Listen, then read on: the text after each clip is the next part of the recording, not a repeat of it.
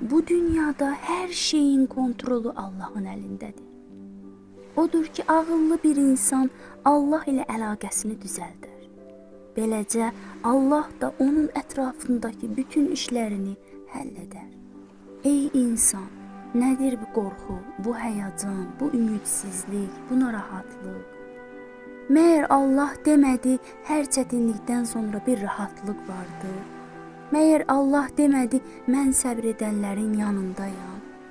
Məyər hər qaranlığın ardından zəfər şəfəqi çıxmadımı?